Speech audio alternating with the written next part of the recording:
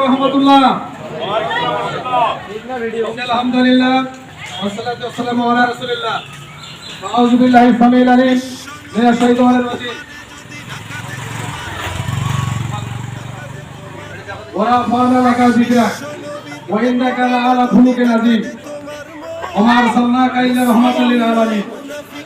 সম্মানিত সুধী মণ্ডলী, আজকে আমাদের পার্শ্ববর্তী দেশ ভারত ক্ষমতাসীন দল বিজেপির মুখপাত্র নুপুর শর্মা এবং মিডিয়া সেলের প্রধান নবীন জেন্দাল, আমাদের প্রিয় নবী বিশ্ব নবী সর্বকালের সর্বশ্রেষ্ঠ মহামানব রাহমাতুল লিল আলামিন মুহাম্মদ রাসূলুল্লাহ সাল্লাল্লাহু আলাইহি ওয়াসাল্লাম এবং তার স্ত্রী আম্মা জানা আয়েশা রাদিয়াল্লাহু আনহা সম্পর্কে যে কুরুচিপূর্ণ অবমাননাকর মন্তব্য করেছেন, আমরা তার তীব্র প্রতিবাদ ও নিন্দা জানাচ্ছি।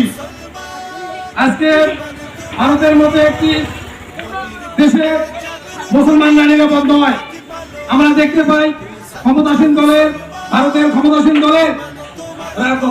যারা চক্র আছে তাদের পরোক্ষ ইন্ধনে পরোক্ষ ইশারায় মুসলমানদের উপরে তারপর নেই এমন কোন বিষয় না যেখানে অত্যাচার করা হচ্ছে না।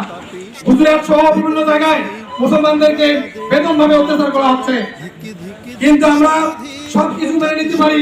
আমাদের প্রিয় নবী মুহাম্মদ সাল্লাল্লাহু আলাইহি ওয়াসাল্লামের উপরে অপমানজনক মন্তব্য আমরা কোনোদিন মেনে নিতে পারি না। সম্মানিত সুধী মণ্ডলী, এই মুহূর্তে আমাদের করণীয়, আমরা আমাদের প্রিয় নবী সম্পর্কে আল্লাহ রাব্বুল আলামিন বলেছেন, ওয়া রাফা'না লাকা যিকরাক, আমি আমার রাসূলের মর্যাদা সমুন্নত করে রেখেছি। ওয়া ইন্নাকা লা'আলা খুলুকিন আযীম, আমার রাসূল হলো সর্বশ্রেষ্ঠ রাসূল, যার চরিত্র কোরআনের মতো পবিত্র। এই রাসূল সম্পর্কে ভারতের মিস্টার গান্ধীজি সহ অসংখ্য মহামনীষী তারা সুন্দর মন্তব্য করেছেন।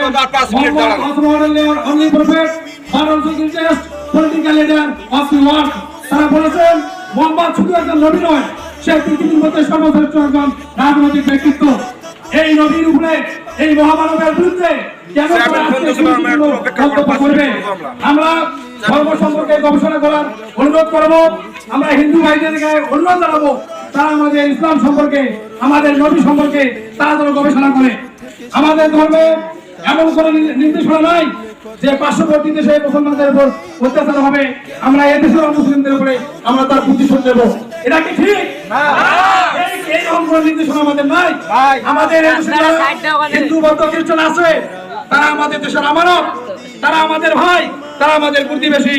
কাজে আমরা তাদের প্রতি আমরা সচেতন করব, কিন্তু আমাদের কথা ভারতের রাষ্ট্রপতির প্রতি, ভারতের ক্ষমতাসীন দলের প্রতি তারা কেন মাঝে মধ্যে আমাদেরকে কেন হুমকি দিয়ে আমাদের ইমানে ঘেরা করতে? আমরা এর প্রতিশোধ চাই।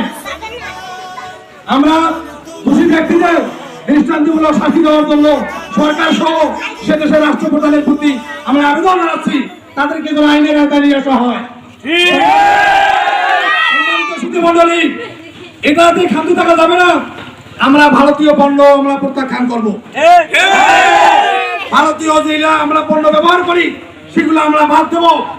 আজকে হিন্দুদের কথা বলতে গেলে অনেক কথাই বলা যায়, আমরা বলবো না। আমরা বলবো একটাই, আমাদের ধর্ম বিশ্বজনীন ধর্ম, সর্বকালের শ্রেষ্ঠ ধর্ম। এই ধর্ম সম্পর্কে বাদ মন্তব্য করলে আমরা সহ্য করতে পারি না।